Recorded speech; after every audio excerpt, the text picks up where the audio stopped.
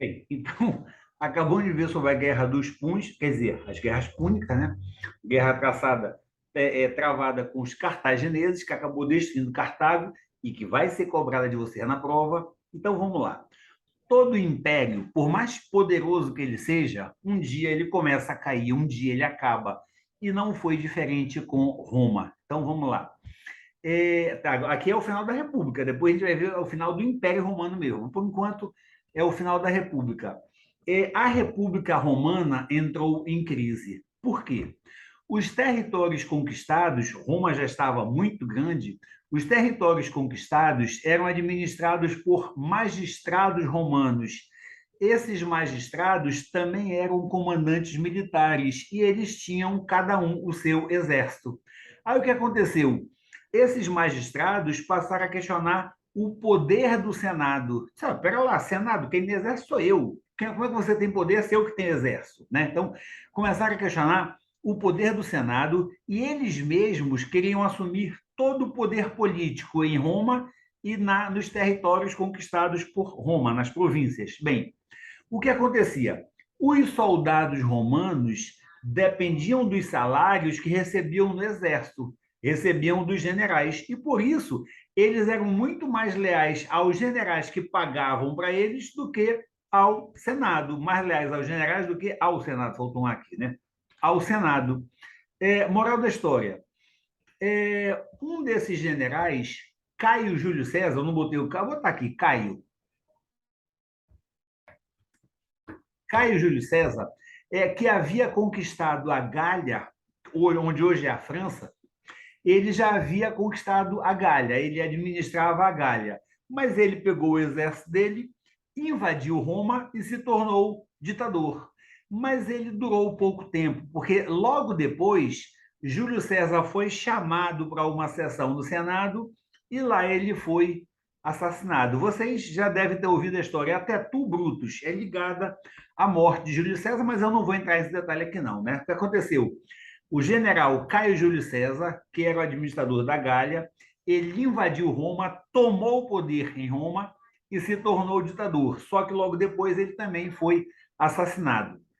Depois da morte do Júlio César, do Caio Júlio César, o nome do Júlio César é importante. Ele foi o primeiro imperador, Caio Júlio César.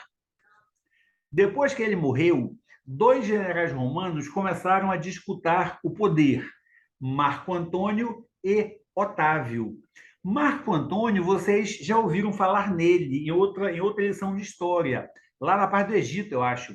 Marco Antônio, ele controlava a parte oriental do Império Romano.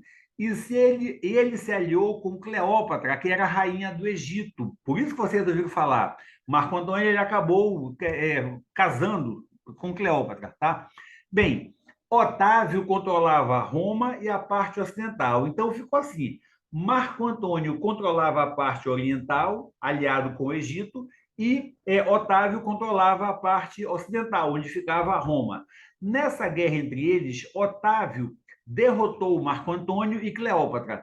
E esses dois se suicidaram porque eles iam ser levados para Roma, iam ser humilhados, iam ter que desfilar como derrotados, e eles acabaram suicidando. Bem, aí o fato é, depois disso, depois que derrotou os dois, Otávio anexou o Egito ao Império Romano e ele se tornou o único líder de todo o Império Romano, de toda a civilização romana. E isso acabou com a República, porque o Otávio, quando ele assumiu o poder, ele disse: Eu mando em tudo, eu sou o imperador. E ele começou então o período imperial. Tá? Então, olha lá, na verdade, quem começou com essa presepada de invadir Roma e tomar conta foi o Caio Júlio César.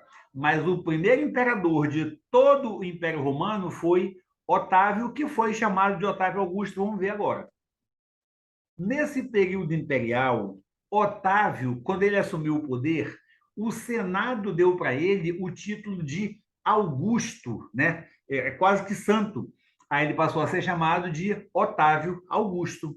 Vocês talvez conheçam alguém chamado Otávio Augusto. Hoje é um nome relativamente comum, em homenagem a esse romano aí. Bem, apesar do Otávio ter o poder sobre as instituições tradicionais, ele tinha poder sobre o Senado.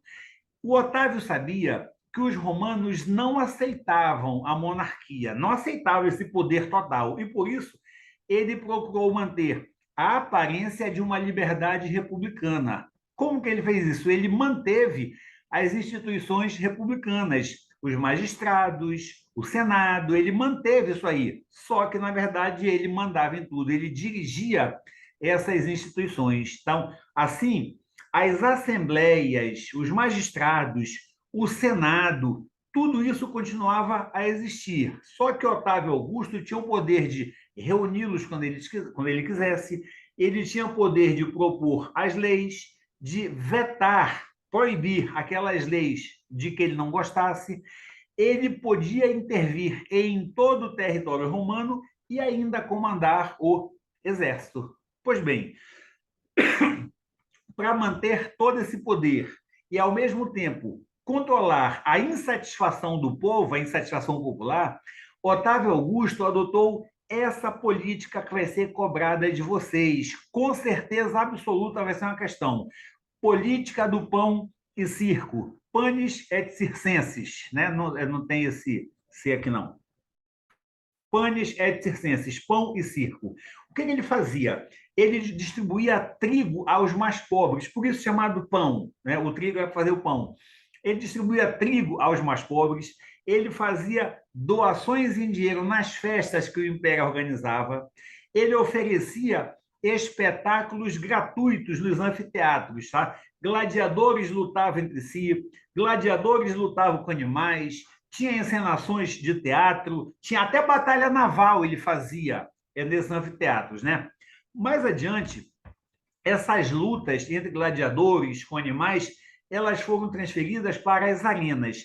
O anfiteatro mais conhecido, a arena mais conhecida era o Coliseu. Botei a foto aqui porque não é difícil que apareça na prova de vocês essa foto para vocês identificarem. Tá? Isso é o Coliseu de Roma. Era uma arena onde cabiam mais de 50 mil espectadores. E aí dentro eram travadas as lutas entre os gladiadores. Muita gente morreu aí nessas lutas entre gladiadores.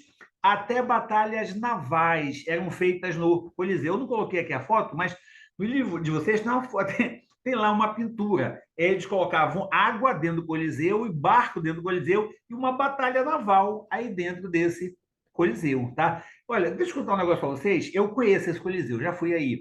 Você entra nesse lugar, é assim, é oprimente. Você sente que a morte está ali dentro. Morreram milhares de pessoas aí dentro. Eu, pelo menos, me senti oprimido aí dentro, tá? O fato é, nesse Coliseu eram feitas as lutas entre gladiadores, né? Encenações teatrais, lutas de gente com animais e por aí vai, tá? Bem, algumas vezes, nessa luta entre gladiadores, quando terminava, um dos gladiadores derrubava o outro. Aí o imperador, ele às vezes ele perguntava da plateia, é para matar ou para deixar vivo? Aí, conforme que a plateia quisesse, ele fazia assim, para deixar vivo ou assim para matar. E aí o que tinha ganho matava o outro. Era um negócio realmente meio brabo, né? Enfim, na época eles gostavam, era o pão e circo, mas hoje é meio complicado a gente pensar nisso. Além disso, havia um local chamado Circo Máximo, que era maior ainda, era mais aberto, e recebia até 250 mil espectadores para fazer corridas de cavalo em carruagens. Havia carruagens de duas rodas, chamadas de bigas, bi é de duas, ou quatro rodas, quadrigas, né? Bom, depois que Otávio Augusto morreu, vários imperadores tentavam manter a sucessão hereditária, passando de pai para filho, mas nenhuma família tinha poder suficiente para ficar por muito tempo. Algumas famílias até conseguiam passar alguns anos, mas logo perdiam o poder para outra família. Como o Senado era muito fraco, o Senado estava fraco, porque era o imperador que mandava nele, os generais romanos, que tinham exército, né? Os generais romanos era quem tinha o poder, não era o Senado mais, eram os generais com o seu exército. Aí o que aconteceu? Quando Otávio Augusto morreu, os generais começaram a guerrear entre si para ver quem ia ficar como imperador. E o poder imperial foi ficando cada vez mais frágil, e com isso nós paramos por aqui essa parte.